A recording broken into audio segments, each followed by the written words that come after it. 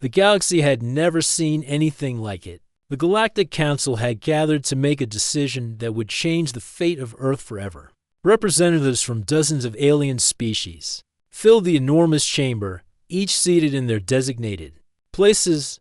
The room was filled with the hum of excited chatter, the air thick with anticipation. Today, the fate of humanity was going to be decided.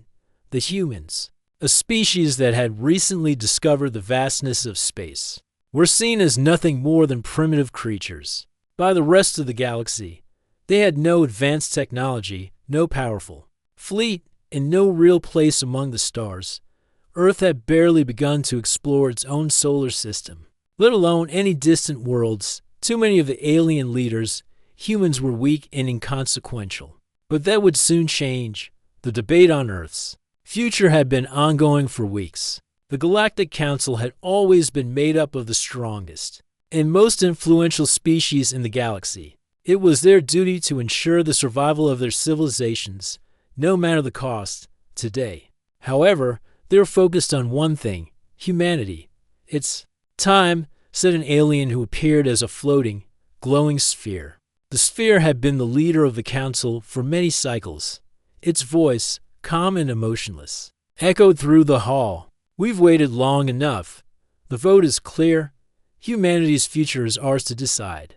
A murmur of agreement rippled through the chamber. Each species had different opinions on how to deal with Earth. But one thing was certain: humans had no place in the galaxy.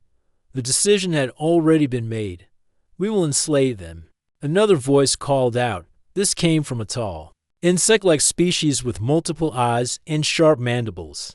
The insect leader, known as Zorth, was a fierce strategist, and he had seen many civilizations rise and fall. His opinion was respected among the council. "Their planet is full of resources. It would be foolish not to claim them for ourselves," others quickly agreed.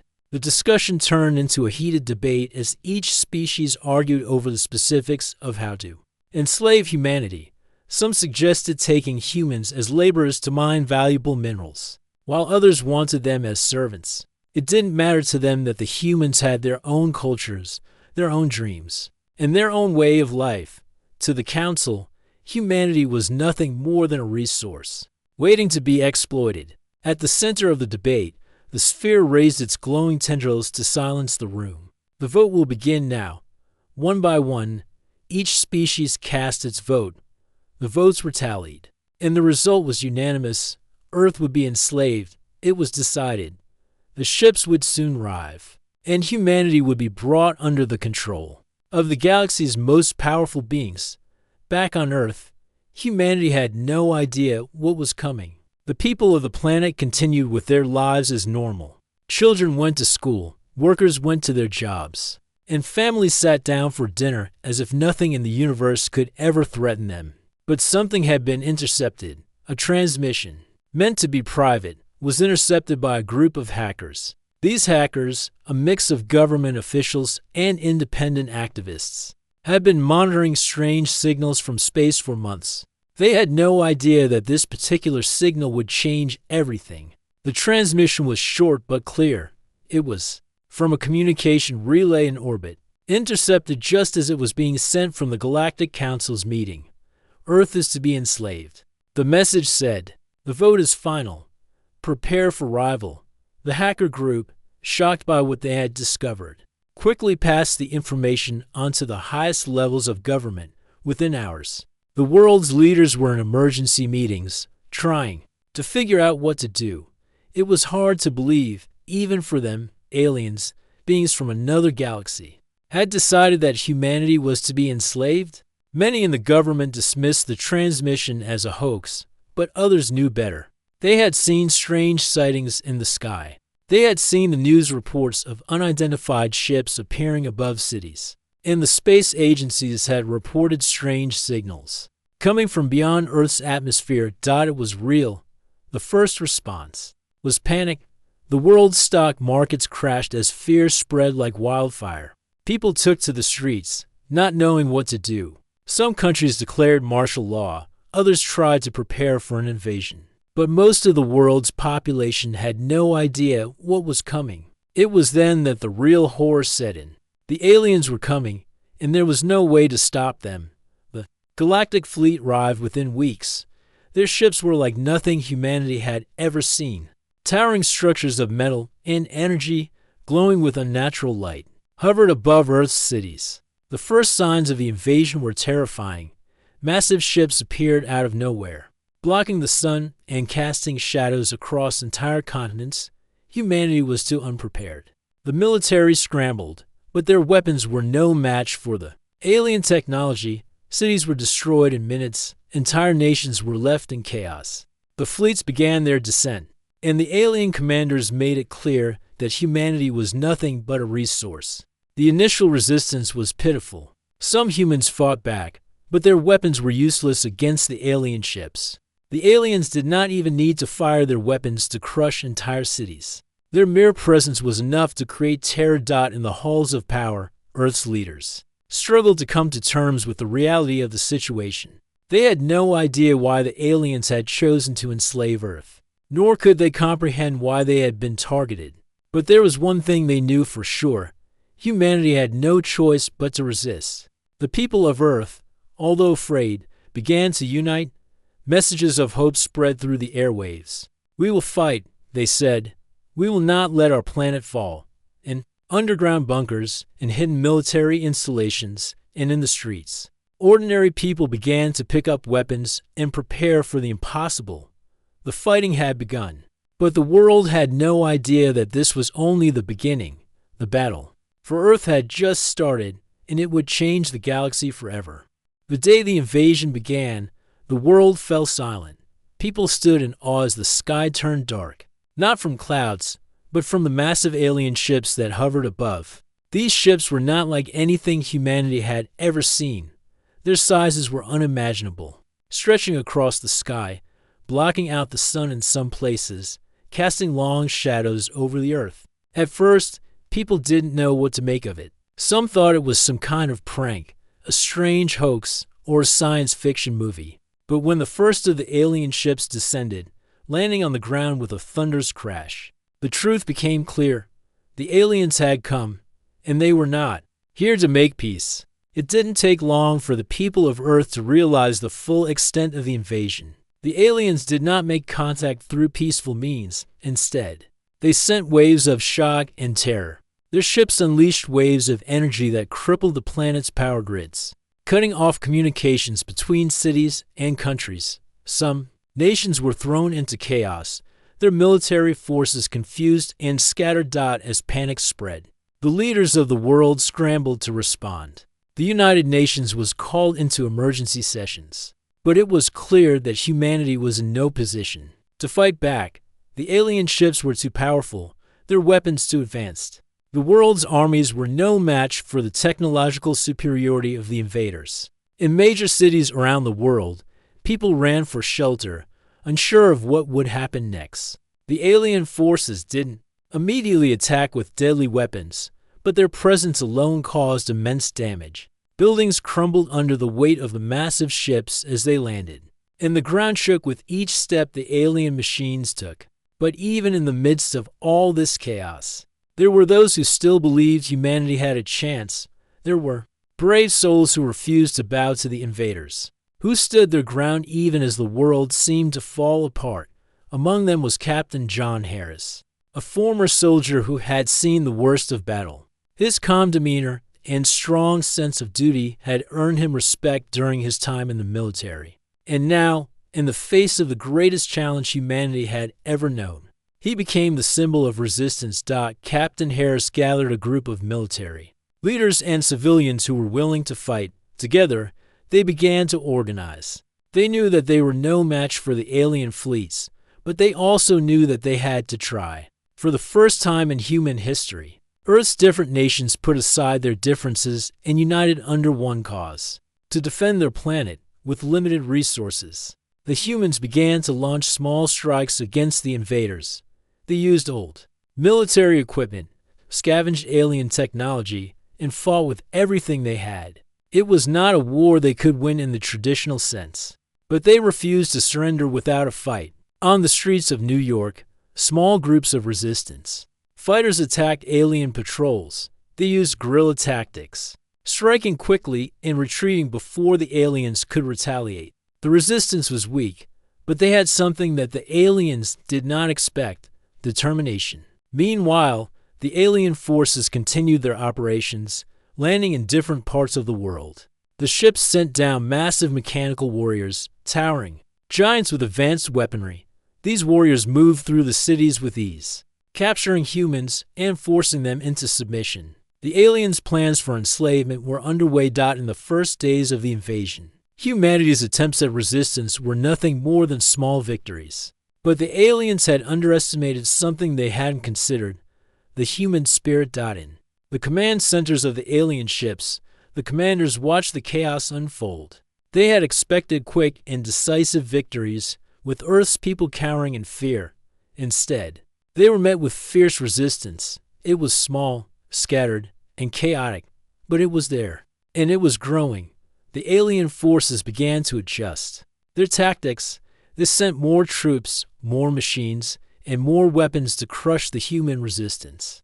They believed that by showing their overwhelming power, they could break the spirit of humanity. But it was not working. The resistance grew bolder.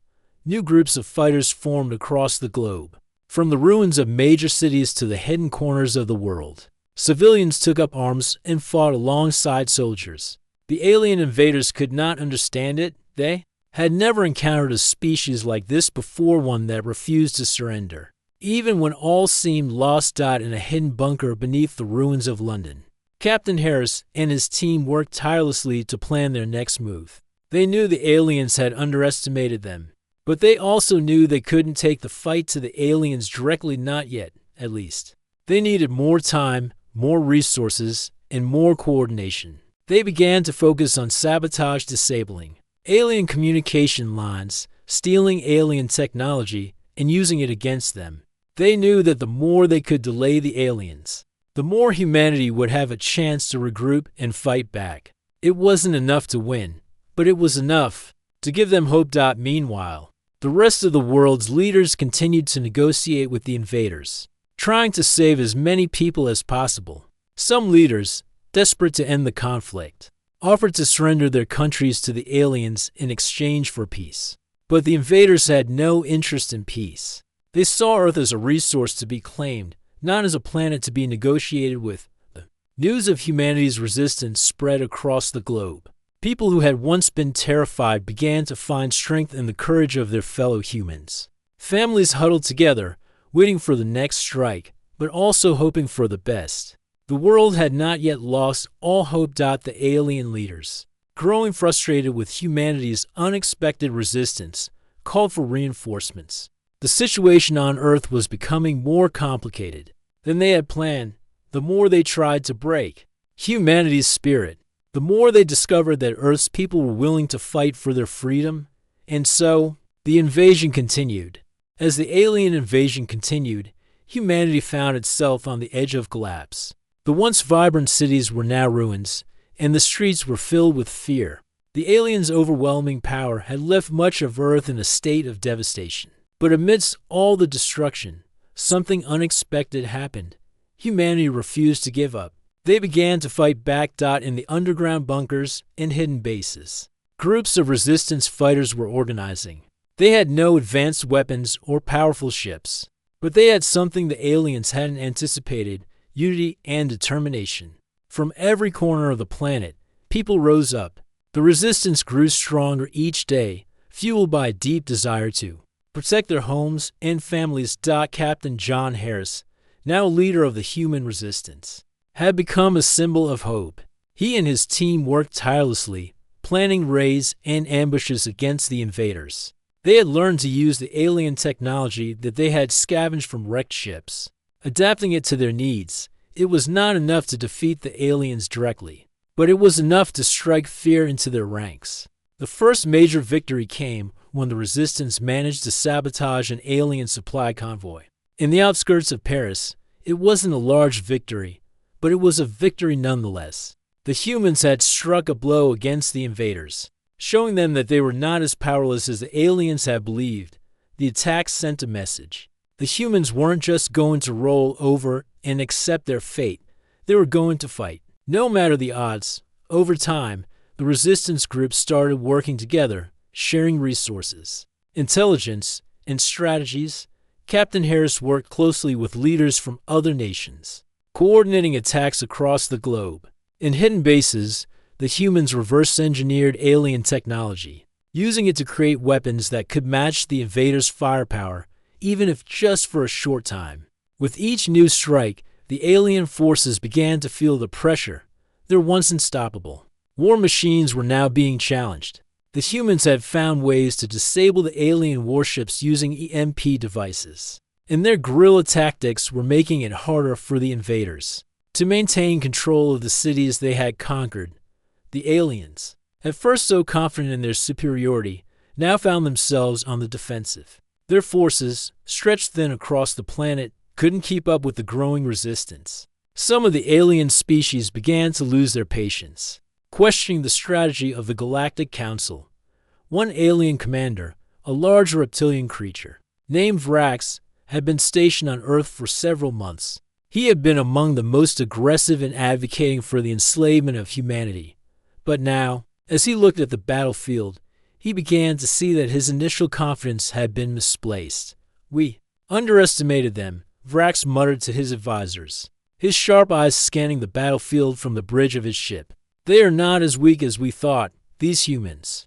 They fight with a desperation that we cannot understand." Vrax had watched as human resistance fighters had taken down an entire squadron of alien drones with nothing more than improvised weapons and quick thinking.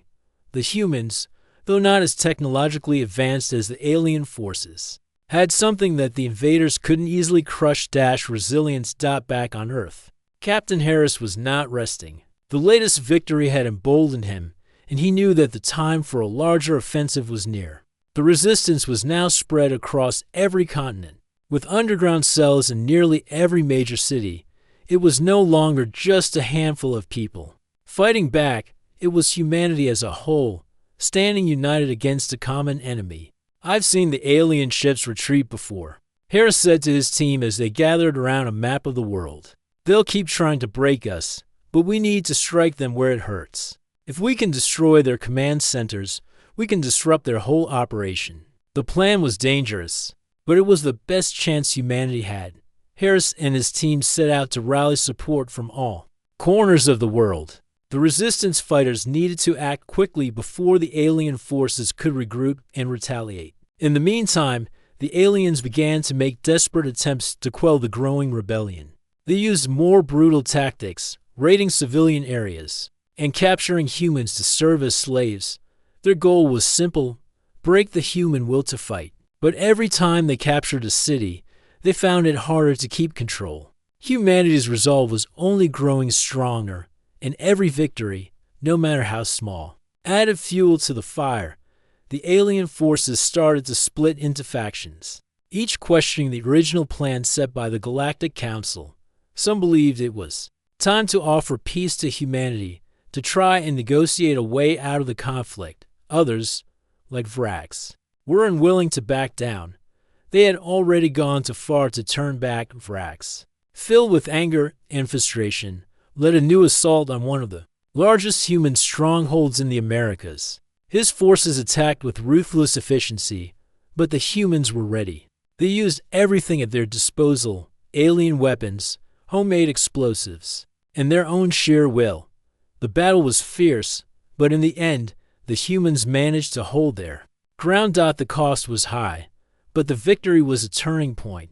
The alien forces began to realize that the humans were not going to give up. They had underestimated Earth, and now they were paying the price.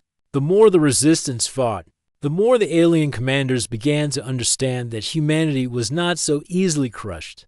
Back in the hidden command centers, the leaders of the alien factions began to debate. Some wanted to send more reinforcements, while others urged a retreat.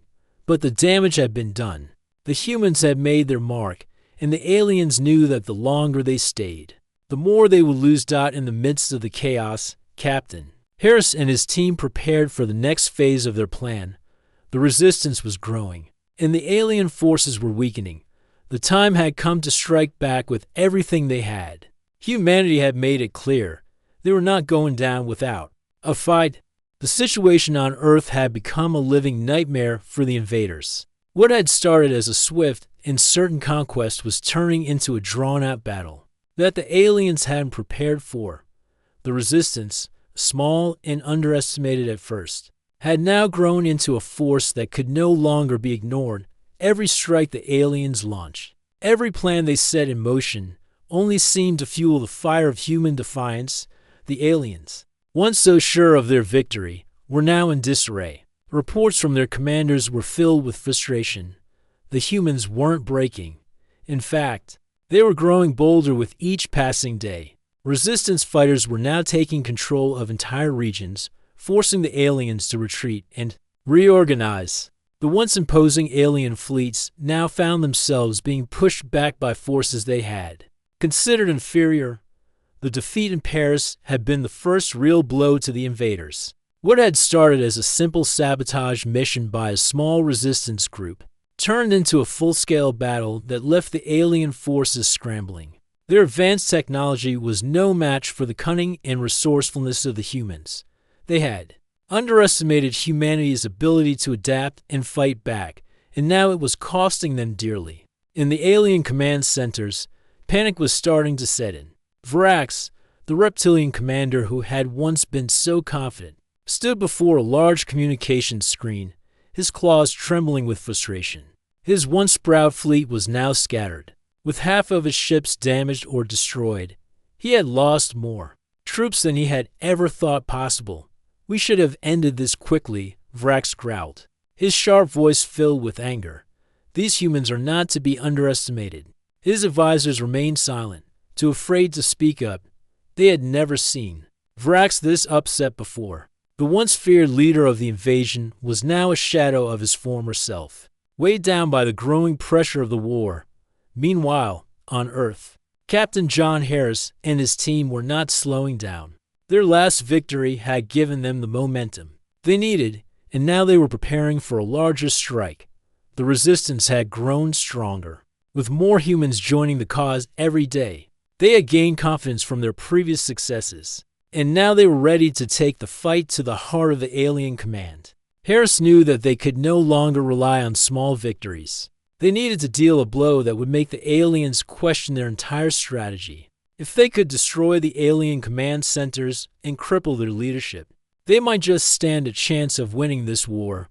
"We're running out of time," Harris said, looking at his team as they gathered around the map.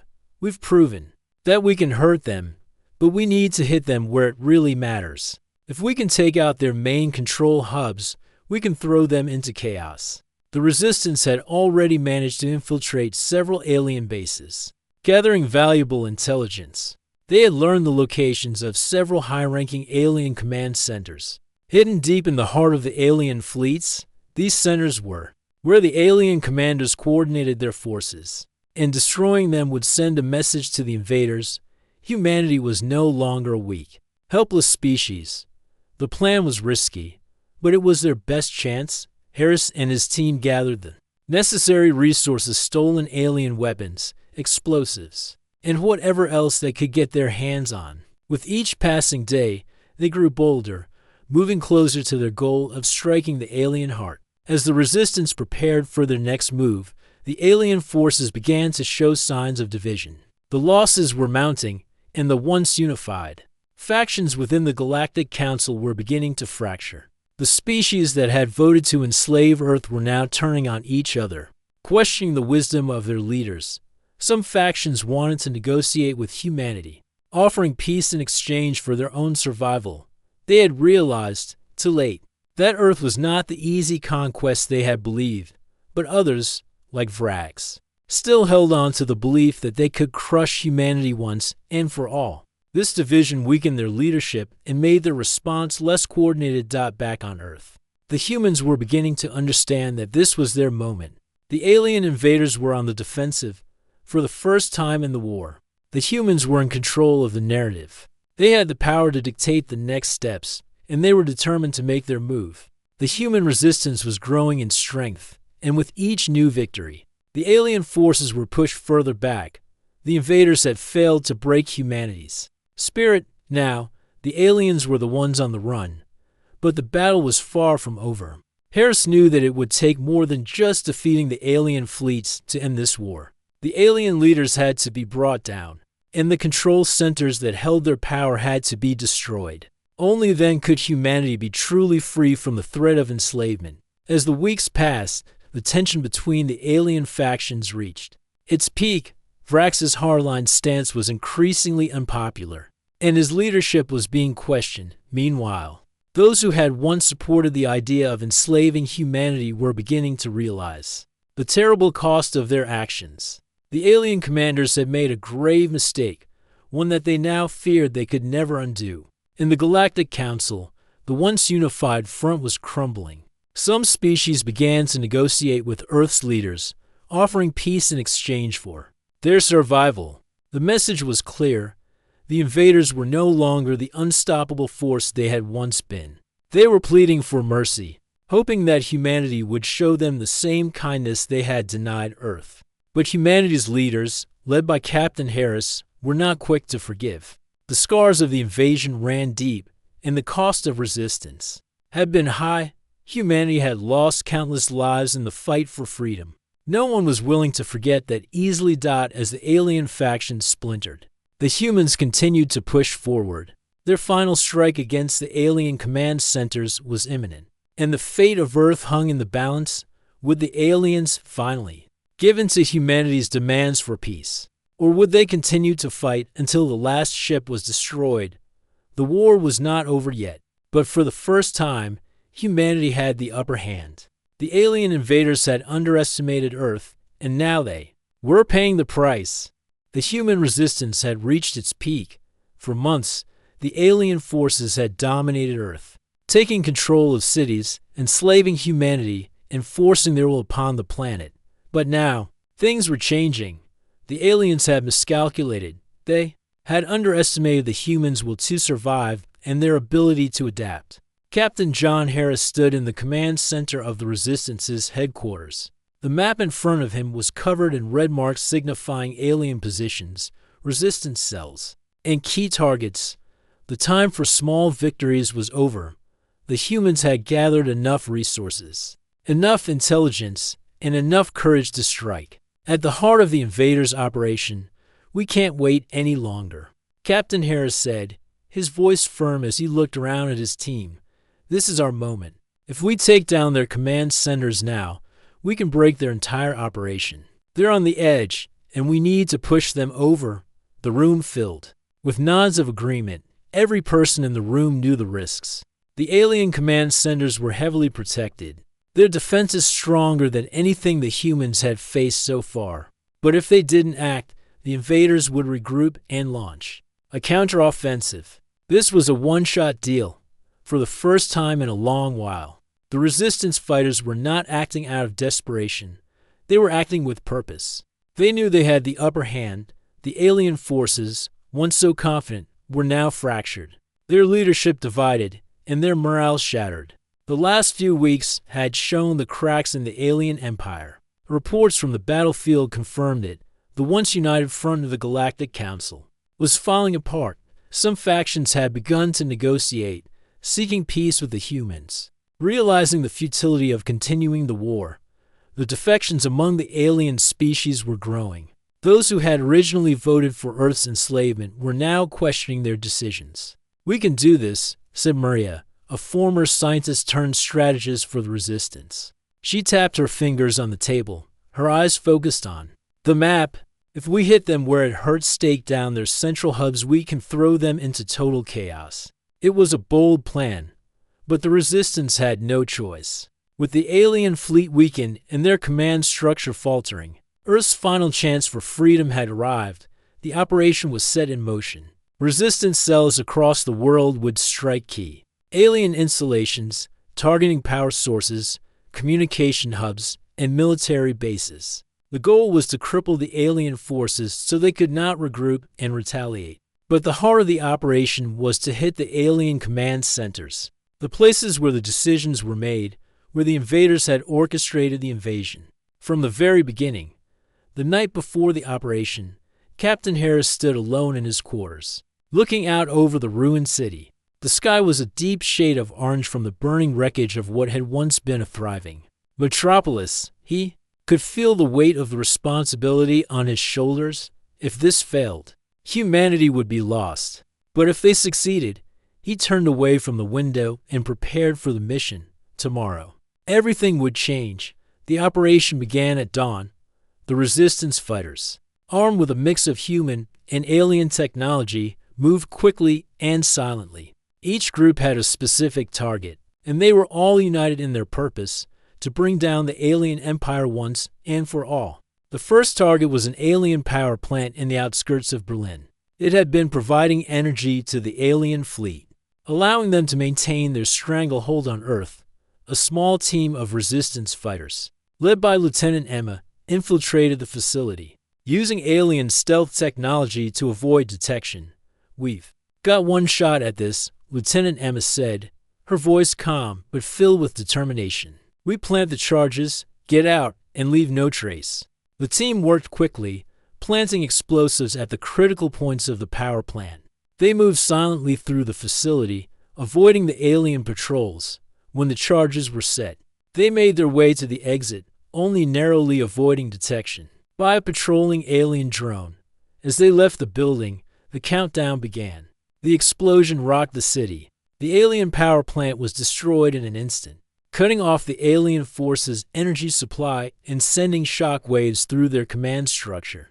The humans had struck their first blow, and it had been a success. As the news of the attack spread, the alien forces scrambled to respond. They had no idea how to handle the sudden change. The power plants, the communications hubs, and the bases that they had relied on were being destroyed, one by one. The alien fleet was in chaos, and the leaders of the Galactic Council, already divided, began to lose their grip on control. Thrax, the reptilian commander, watched as his forces were torn apart. His once strong fleet was now in retreat, and his confidence had turned to doubt. He had been so sure of their victory, but now it seemed as though everything was falling apart. "This is not how it was supposed to be," Thrax muttered to himself, his sharp eyes narrowing as he watched the destruction unfold on his screen. How could we have been so wrong? He had underestimated the humans. The resistance had proven to be more than just a nuisance. They were a force to be reckoned with. Back on Earth, Captain Harris and his team moved toward their final target, the Central Command Center deep in the heart of the alien fleet. The humans knew that if they destroyed this target, the aliens would have no way of organizing their forces. It was the key to ending the war. The journey was dangerous. The closer they got to the command center, the more alien forces they encountered. But the resistance was not slowing down. Each battle, each victory, only fueled their determination. They fought like people who had nothing left to lose, and with each passing hour, they grew stronger. The final assault on the alien command center was set for the next day. Harris and his team prepared for what would be their most difficult mission. Yet, they knew the alien defenses would be fierce. But they also knew that they had the element of surprise on their side. "This is it," Captain Harris said to his team, his voice steady but filled with urgency. "We take down the command center, and it's over. The aliens will have nothing left to fight with." The human resistance had become an unstoppable force. With each victory, they had pushed the alien invaders closer to defeat. They had shown the galaxy that humanity was not a species to be enslaved. And now, the final battle was about to begin. The final assault on the alien command center was underway. It had taken months of preparation, countless battles, and an unbreakable spirit. But humanity had made it to the moment they had dreamed of. This was the last chance to end the war and free the planet from the alien invaders.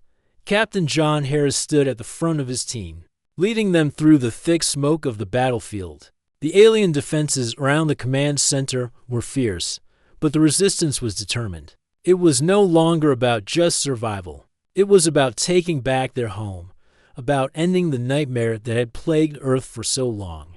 "Stay focused," Harris said, his voice steady despite the chaos around him.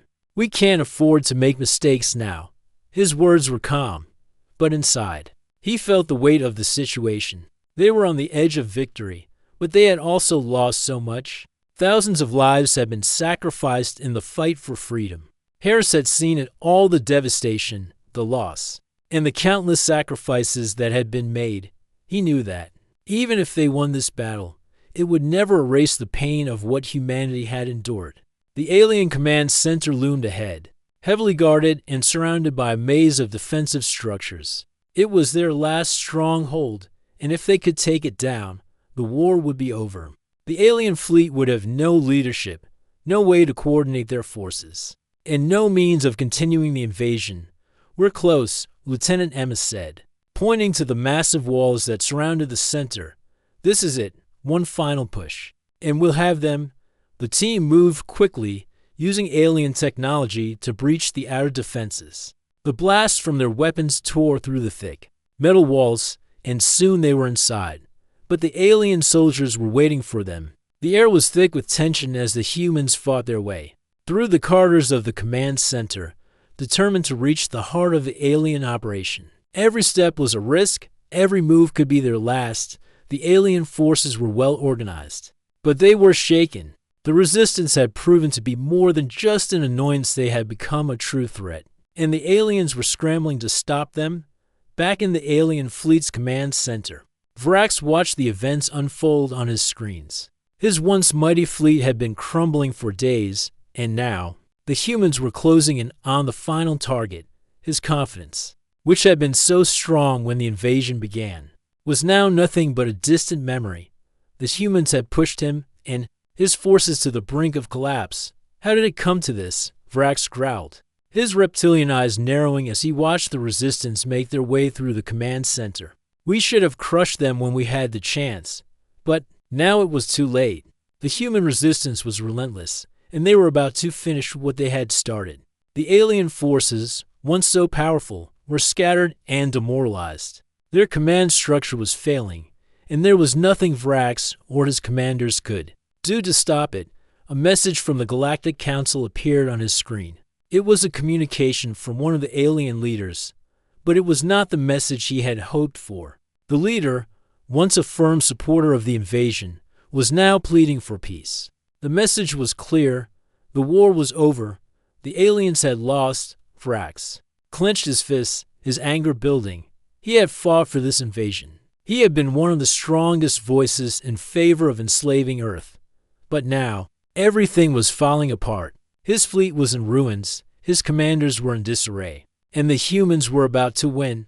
On the ground, Captain Harris and his team had reached the heart of the alien command center. The final push was underway. The alien soldiers were no longer fighting with the same determination they had in the beginning.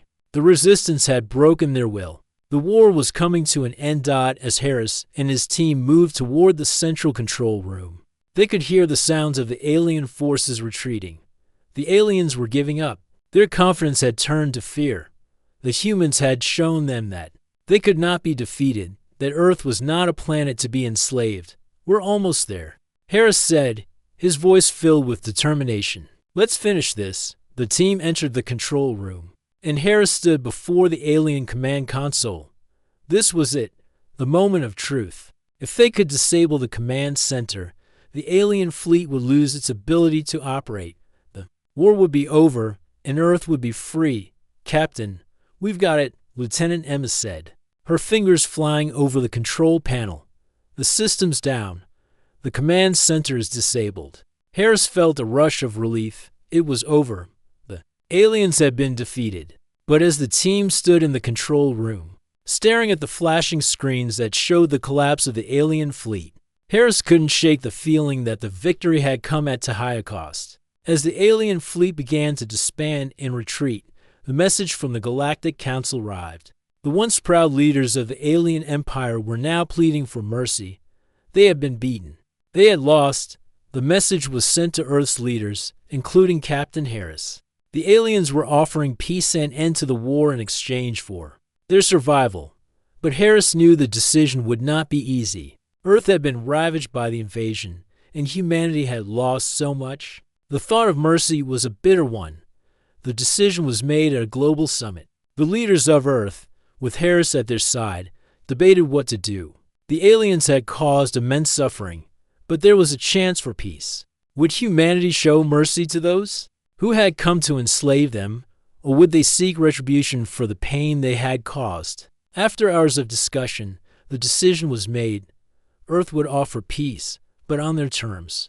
The alien invaders would be forced to make reparations for the destruction they had caused. They would have to rebuild the damage they had done to Earth's cities, and they would have to ensure that such an invasion could never happen again. The humans had shown mercy, but they had not forgotten. They had fought for their freedom, and they would not allow anyone to take that freedom away again. The war was over. The alien invaders had been defeated, and Earth was free. But the scars of the war would never be erased. Humanity had shown that they would not be enslaved, no matter the odds, and now they stood at the beginning of a new chapter 1, where they would never again be seen as weak or helpless. The galaxy had learned a valuable lesson: never underestimate humanity.